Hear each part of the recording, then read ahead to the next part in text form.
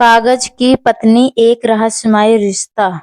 राहुल हमेशा लगता था कि उसकी जिंदगी में अब कुछ अच्छा बचेगा, लेकिन एक रात उसे एक चिट्ठी मिली जिस पर लिखा था, तुम्हारी पत्नी इंतजार कर रही है।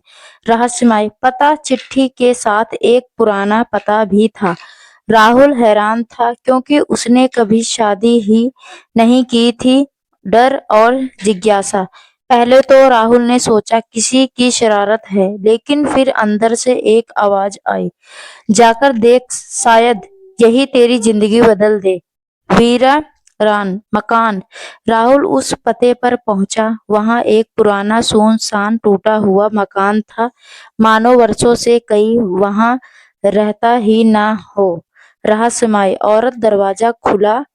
एक लड़की सफेद साड़ी में खड़ी थी, आंखों में गहरा दर्द पर चेहरे पर मुस्कान। हैरान कर देने वाला बात, लड़की ने कहा, मैं आपकी पत्नी हूँ और यह कागज इसका सबूत है। उसने एक पुराना विवाह प्रमाण राहुल की ओर से बढ़ाया। राहुल का सदमा। राहुल के पैरों तले जमीन खिसक गई। विवाह प्रमाण पत्र पर उसकी फोटो, उसका नाम, लेकिन उसे याद ही नहीं कि उसने कभी यह शादी की थी। लड़की का नाम बोली, मेरा नाम अनन्या है और मैं 7 साल से आपकी वापसी का इंतजार कर रही हूँ। दर्द की कहानी। अनन्या ने बताया कि राहुल एक हादसे में अपनी याददाश्त खो बैठा था और उसे हमेशा लगता रहा कि उसकी कोई पत्नी नहीं है। अजीब बात, लेकिन कहानी के एक बात अजीब थी। हजारों की जानकारी राहुल को भी थी, लेकिन उसने कभी नहीं सुना कि वह शादीशुदा है। शक की शुरुआत। राहुल ने सोचा, यह सच बोल रही है या कोई बड़ा खेल चल रहा है। पुराना एल्बम। अनन्या ने एक एल्बम दिखाया। फोटो में राहुल और अनन्या के साथ खड़े थे, लेकिन राहुल को अपनी ही तस्वीर भी नकली लग रही थी। आधी रात का सच। रात को अनन्या रोते हुए बोली, तुमने वादा किया था कभी छोड़ोगे नहीं, जाओगे। राहुल के दिल में अजीब बेचैनी होने लगी। गांव की अफवाह। अगले दिन गांव वालों से पता चला कि उस घर में 7 साल पहले एक लड़की की मौत हो गई थी। सदमा। राहुल का दिल बैठ गया। क्या अनन्या वही लड़की है? और बड़ा रहस्य। एक बूढ़ी औरत बोली, उस लड़की की पति हादसे के बाद गायब हो गया था। औरत की बात। औरत ने आगे कहा, लोग कहते हैं कि वह अब भी अपने पति का इंतजार करती है। अनन्या का डर। रात को अनन्या ने कहा, कोई मुझे तुमसे दूर ले जाना चाहता है। सच्चाई का टकराव। राहुल ने सोचा, अगर यह लड़की मर चुकी है तो यह कौन है? रहस्य गहरा जा रहा था। दस्तावेज की जांच। राहुल शहर गया और प्रमाण पत्र की जांच कराई। रिपोर्ट आई, दस्तावेज असली हैं, लेकिन फोटो आइडेंटिटी है बड़ा झूठ। अब साफ था, किसी ने यह झूठ गढ़ा है और अनन्या भी सच नहीं बता रही। सामना। राहुल ने अनन्या से पूछा, सच बताओ, तुम कौन हो?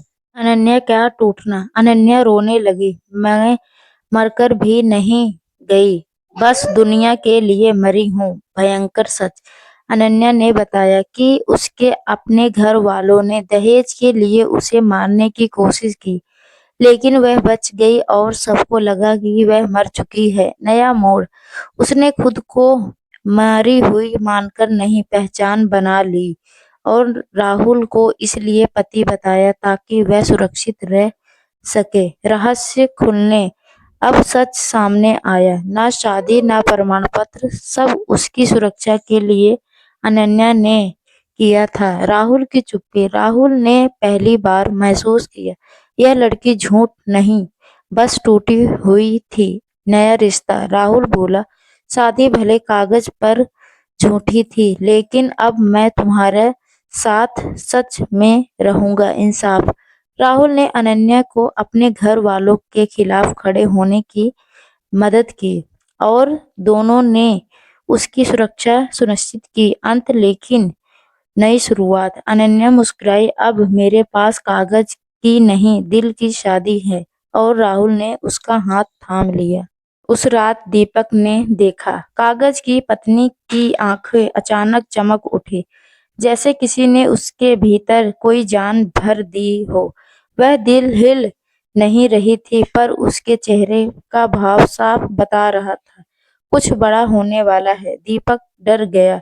उसने कागज के पन्ने छूकर देखा। कागज गर्म था, एक कागज जो सांस भी नहीं ले सकता, वह गर्म कैसे हो सकता है? दीपक ने पन्ना पलटा और अचानक उसमें एक नई लाइन लिखी मिली, मुझे बचा लो। यह लाइन उसने नहीं लिखी थी, फिर किसने? अब कागज की पत्नी सिर्फ कहानी नहीं रही थी, वह किसी दृश्य आत्मा की आवाज बन चुकी थी। वह आवाज जो किसी की सहायता चाहती थी। दीपक ने कागज को पकड़ा और बोला, कौन हो तुम? पन्ना अपने आप पलट गया। नया शब्द उभरा, मैं अकेली हूँ। दीपक को गले लगा कि यह कोई साधारण घटना नहीं है। कागज पर उभरते शब्द जैसे कोई उसे पुकार रहा था। अगली रात उसने पन्ना अपनी मेज पर रखा और इंतजार किया। कमरा खामोश था, पर पन्ना धीरे धीरे कांप रहा था। और फिर उस पर एक जैसा लाइन और उभरी, मुझे मोक्ष दिलाओ। दीपक का दिल दहल गया।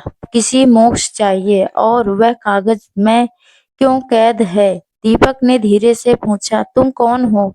इस बार पूरे पन्ने पर बड़े बड़े अक्षर उभरे, मैं वही हूँ जिससे दुनिया ने भुला दिया। दीपक ने रोंगटे खड़े हो गए। अचानक कमरे की लाइट टिमटिमाने लगी। कागज की पत्नी का चेहरा थोड़ा बदला, जैसे उसने किसी और का चेहरा नजर आ रहा हो। दीपक को अब पूरा भरोसा हो गया था, यह सिर्फ कहानी नहीं रही, यह एक आत्मा की डायरी बन चुकी थी। दीपक ने अगला सवाल लिख दिया, तुम्हारे साथ क्या हुआ? कागज पर धीरे धीरे शब्द उभरने लगे, मेरे पति ने मुझे मार दिया। दीपक ने सांस रोक ली, उसके हाथ कांप गए। क्यों? दीपक ने लिखा, उत्तरा दया, क्योंकि मैंने प्यार किया था, किसी और से नहीं, खुद से। दीपक समझ नहीं पाया यह किस तरह की कहानी है। फिर शब्द उभरे, वह मुझे अपनी मर्जी से चलाना चाहता था, मैं आजाद थी। उसने तुमको कागज में कैद कर दिया। दीपक ने पूछा, मरने के बाद मेरी डायरी जलाई गई, मेरी आत्मा नहीं पन्नों में कैद रह गई। अब सब समझ आ गया था, कागज की पत्नी एक कहानी नहीं, एक कैद आत्मा थी। दीपक ने पूछा, मैं तुम्हें कैसे मुक्त करा सकता हूँ? शब्द कांप उठे, शब्द बने, मेरी सच्चाई दुनिया तक पहुंचाओ। लेकिन कैसे? दीपक ने लिखा, कहानी पूरा लिखो और सबको बताओ, एक पत्नी की चुप्पी सबसे बड़ा हत्यारा होती है। दीपक का दिल भारी हो गया। अब वह सिर्फ लेखक नहीं था, वह किसी की आखिरी उम्मीद बन चुका था। अगले कुछ दिनों तक दीपक लिखता रहा। कागज की पत्नी हर रात अपने दर्द बताती और दीपक ने दिन में कहानी आगे बढ़ाता। हर पन्ना उसकी सिसकियां से भर जाता था। दीपक को अब लगने लगा था, यह कहानी लाखों दिलों को हिला देगी। शब्द का दर्द इतना गहरा था कि पढ़ने वाला भी रो पड़ता। एक रात कागज पर आखिरी शब्द उभरे, मैं अब आजाद होना चाहती हूँ। दीपक ने लिखा, मुझे क्या करना होगा? कहानी पूरी करो और पन्नों को आगे दे दो। दीपक चौंक गया, अगर मैं पन्ने जला दूं तो? तुम? हाँ, तब मैं मुक्त हो जाऊंगी। दीपक पूरी रात जागता रहा, क्या वह किसी आत्मा को मुक्त करने वाला था? सुबह होते ही उसने कहानी का आखिरी अध्याय लिखा, एक पत्नी की सच्चाई, उसका दर्द, उसकी मौत और उसका संघर्ष। और फिर उसने कांपते हाथों से कागज को मिट्टी के दिए में रखा। आग लगाते ही कागज का चेहरा मुस्कुराया हुआ नजर आया, जैसे कोई आजादी की सांस ले रहा हो। धुआं ऊपर उठते उठते एक हल्की सी आवाज आई, धन्यवाद। दीपक रो पड़ा, उसने एक आत्मा की आखिरी इच्छा पूरी की थी। उस दिन उसने मन में तय किया, इस कहानी को दुनिया तक पहुंचाना मेरी जिंदगी का मकसद है। जिस दिन दीपक ने कागज को जलाया, उसके घर में एक अजीब सी शांति फैल गई, मानो ने किसी की ने वर्षों बाद राहत की सांस ली हो। लेकिन उसके मन में एक सवाल बार बार घूम रहा था, क्या वह सच में मुक्त हो गई है? उस रात दीपक थका हुआ था, सोया, लेकिन आधी रात को अचानक उसकी आंख खुल गई। कमरे में हल्की खुशबू थी, वह खुशबू जो सिर्फ कागज की पत्नी के पन्ने से आती थी, लेकिन पन्ने तो जल चुके थे। फिर यह खुशबू कैसे? दीपक उठकर कमरे में घूमने लगा। दीपक दीवारों पर हल्की हल्की हवा की लहर महसूस हुई, जैसे कोई धीरे से चल रहा हो। दीपक ने डरते डरते पूछा, क्या तुम यहाँ हो? और कमरे के कोने में हल्की सी रोशनी चमकी। एक कोमल सी आवाज सुनाई दी, धन्यवाद, अब मेरा दर्द खत्म हो चुका है। दीपक का दिल थक से रह गया। वह आवाज कागज की पत्नी की थी। लेकिन तुम अभी भी यह क्यों? दीपक ने धीरे से पूछा। आवाज बोली, क्यों? मेरी कहानी अभी पूरी नहीं हुई। तुम्हें दुनिया को सच बताना होगा। दीपक ने सिर झुका लिया। मैं लिखूंगा, मैं वादा करता हूँ। रोशनी धीरे धीरे फीकी पड़ रही थी। कमरा फिर शांत हो गया, लेकिन दीपक समझ चुका था, अब उसकी जिंदगी इस कहानी से ही जुड़ चुकी है। अगली सुबह दीपक ने अपनी डायरी खोली और लिखना शुरू किया, लेकिन जैसे ही उसने पहला शब्द लिखा, उसके हाथ कांप गए। डायरी के पहले पन्ने में अपने आप शब्द उभरने लगे, मेरी मौत की वजह सिर्फ मेरा मेरा पति नहीं। दीपक चौंक गया। तो क्या कहानी में उभर भी गया? शब्द उभरे, मेरा एक रहस्य था जिसे किसी ने जान लिया था। अब कहानी एक नया मोड़ पर थी। यह सिर्फ हत्या नहीं थी, एक गहरी साजिश। दीपक ने लिखा, कौन था वह? उत्तर आया, एक ऐसा व्यक्ति जो मेरी आजादी से जलता था। दीपक को लगा यह बात उसके पति के बारे में है, लेकिन तभी अगली लाइन उभरी, वह मेरा पति नहीं था। दीपक ने रोंगटे खड़े हो गए। कागज पर धीरे धीरे नाम उभरने लगा, लेकिन आधा ही लिखा था, पूरा नाम नहीं बन पाया, जैसे कोई अदृश्य शक्ति से उसे रोक रही थी। दीपक ने पन्ना पलटा, पर पन्ने में अपने आप बंद हो गया। कमरे में अचानक ठंड फैल गई, जैसे कोई अंधेरा पास आ रहा हो। दीपक ने महसूस किया, कहानी जितनी वह समझ रहा था, वह उससे कहीं अधिक खतरनाक थी। अगली रात जब दीपक अकेला बैठा था, तभी खिड़की के बाहर एक परछाई दिखी। वह परछाई धीरे धीरे दरवाजे तक आई और दरवाजा अपने आप खुल गया। एक गहरी आवाज गूंजी, उस कहानी को मत लिखो। दीपक डर गया। कौन था यह? वह परछाई बोली, कुछ बातें दुनिया को पता नहीं चलनी चाहिए। दीपक ने साहस जुटाकर पूछा, तुम कौन हो? परछाई चुप रही, सिर्फ इतना बोली, जो नाम कागज ने लिखना चाहा था, वही हूं मैं। दीपक समझ गया, यह वही रो रहा है जिसका नाम पूरा लिखने से कागज की पत्नी की आत्मा भी डरती थी। परछाई धीरे धीरे गायब हो गई और कमरा फिर अंधेरे में डूब गया। दीपक ने सामने दो रास्ते थे, यह तो कहानी रोक दे, यह सच को उजागर कर दे। लेकिन उसे याद आया कागज की पत्नी की आखिरी आवाज, मेरी सच्चाई दुनिया तक पहुंचाओ।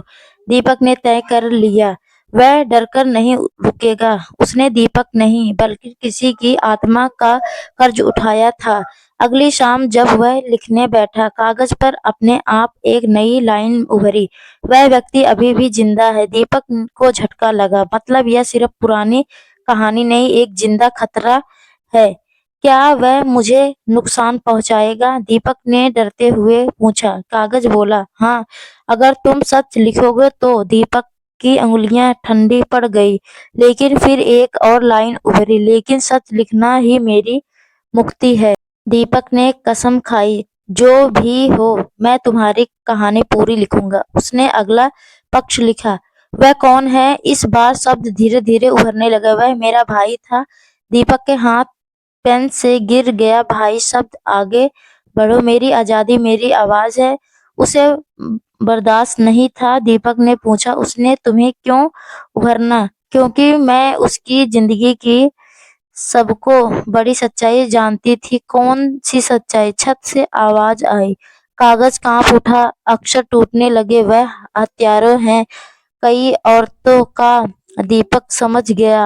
अब वह सिर्फ एक कहानी नहीं लिख रहा था, एक सीरियल क्लिक का सच उतारे कर रहा था, और वह इंसान अभी भी जिंदा था। दीपक ने खिड़की पर परछाई फिर देखी। इस बार वह करीब आ चुकी थी। परछाई बोली, हट जाओ उस कहानी से, वरना तुम अगले होगे।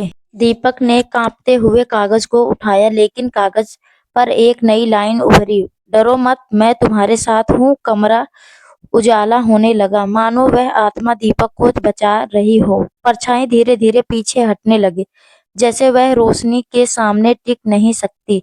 दीपक ने महसूस किया उसके पास सिर्फ कहानी नहीं, एक दिव्य सुरक्षा भी है। उसने पेन उठाया और लिखा, मैं कहानी पूरी करूंगा, चाहे जो भी हो जाए।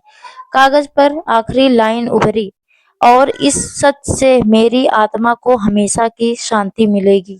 रात की आखिरी पहर में आधी अचानक आ गया। कमरे में फिर वही समानता था, जैसे कोई खिड़की से अंदर झांक रहा हो। उसने टॉर्च जलाई और देखा कि मेज पर रखी कागज की पत्नी की आकर्षित खुद ब खुद हिल रही थी, जैसे सांस ले रही हो। अधीर के रोंगटे खड़े हो गए।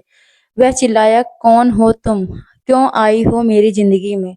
कमरे में अचानक एक ठंडी हवा चली और कागज पर बनी आंखें चमकने लगी, और फिर पहली बार उस कागज ने आवाज निकाली, मैं हूँ जिसे तुमने बनाया, लेकिन पूरी कहानी नहीं जानते। अधी पीछे हट गया। कहानी? कौन सी कहानी? कागज की पत्नी की आकर्षित जमीन पर उतर गई और पूरा कमरा काले धुएं से भरने लगा। धुएं में एक आकर्षित बनने लगी, एक औरत, बेहद सुंदर पर आंखों में गहरा दुख। वह बोली, मेरा नाम क्या है? मैं इंसान थी, किसी की गलती से नहीं, बल्कि किसी की लालच से कागज बन गई हूँ। अधीर ने कांपते हुए पूछा, लालच किसका? क्या? बोलो। उस तांत्रिक का जिसको पास तुम्हारा यह घर कभी होता था। अधीर के पैरों तले जमीन खिसक गई। मतलब यह घर शापित है? काया ने सिर हिलाया। हाँ, और तुम वही आखिरी इंसान हो जो इस शाप को तोड़ सकता है। यह अधीर हल्का बक्का रह गया। मैं? पर कैसे? काया ने धीरे से कहा, तुम्हारे पास वह दिल है जो दूसरों के दर्द को समझता है। यही शक्ति शाप को मिटा सकती है। अधीर ने साहस जुटाया, और तुम? मुझे क्या करना होगा? क्या बोली? तुम्हें उस तांत्रिक की आत्मा से सामना करना होगा, जो आज भी इस घर में तहखाने में कैद है। अधीर ने निगलते हुए कहा, तहखाना? पर वह तो सालों में बंद पड़ा है। काया ने कहा, वही तो, उसी में सब जवाब छिपे हैं। अधीर ने उस रात की टॉर्च लेकर तहखाने की ओर बढ़ गया, लेकिन दरवाजा अपने आप खुल गया था। दरवाजे के भीतर अंधेरा नहीं, लाल रोशनी थी, जैसे कोई उसका इंतजार कर रहा हो। अंदर कदम रखते ही दीवारों पर अजीब सी आकर्षित उभरने लगी। अधीर ने देखा, फर्श पर काले धब्बों का एक बड़ा मंत्र चक्र बना था, और उसके बीच तांत्रिक की जली। आकर्षित तांत्रिक ने आंखें खोली। तो तुम आ ही गए उसकी खातिर? अधीर ने कांपते हुए कहा, तुम काया को श्राप क्यों दिए? तांत्रिक हंस पड़ा, क्योंकि वही मेरी सबसे बड़ी ताकत थी और सबसे बड़ी कमजोरी भी। अधीर समझ गया कि यह कहानी सिर्फ श्राप नहीं, एक अधूरी प्रेम त्रसदी की है। तांत्रिक खींचकर बोला, मैं उसे अपने पास रखना चाहता था हमेशा के लिए। अधीर ने साहस से कहा, लेकिन प्यार बंदिश नहीं होता। आजा, आज से इस खत्म करूंगा। तांत्रिक ने काले धुएं का तूफान उठाया। तहखाना कांपने लगा। अधीर तंत्र चक्र में गिर पड़ा, लेकिन हार नहीं मानी। उसे काया ने शब्द याद आए, दिल की शक्ति से ही शाप मिटेगा। वह जोर से बोला, काया जहां भी हो, मुझे शक्ति दो। तुरंत सफेद रोशनी कमरे में भर गई। काया की आत्मा अधीर के पीछे खड़ी थी। काया बोली, हम दोनों मिलकर उसका अंत करेंगे। तांत्रिक ने काया की ओर हाथ बढ़ाया, तुम मेरी हो, मेरी थी, और हमेशा रहोगी। काया की आंखें में आंसू थे। नहीं, मैं किसी की कैद नहीं। उसने अपनी रोशनी अधीर के हाथ में डाल दी। उनका हाथ चमक उठा। अधीर ने गूंजती आवाज में कहा, यह अंत है तुम्हारे अंधेरे का। चमक का विस्फोट हुआ। तांत्रिक की आत्मा चीखते हुए खत्म हो गई। सन्नाटा तय खाना शांत हो गया। अधीर ने देखा काया मुस्कुरा रही थी। तुमने मुझे याद आजाद कर दिया मेरे रक्षक। उसकी आवाज धीमी थी। अधीर ने भावुक होकर पूछा, अब तुम कहाँ जाओगी? काया ने उसकी आंखों में देखा, जहां से आई थी, लेकिन तुम्हारी वजह से मुस्कान लेकर जा रही हूँ। उसका शरीर रोशनी में बदलने लगा। काया का अंतिम वाक्य अधीर के दिल में हमेशा के लिए उतर गया। सच्चाई और साहस हमेशा जीतते हैं। और वह हवा में घुल गई। घर से साया हमेशा के लिए हट गया। अधीर रात भर बैठा रहा, खाली कागज को देखते हुए, जो आज पहली बार सचमुच खाली था। और कहानी यही खत्म नहीं थी होती, क्योंकि अधीर अब उस रहस्य को समझ चुका था।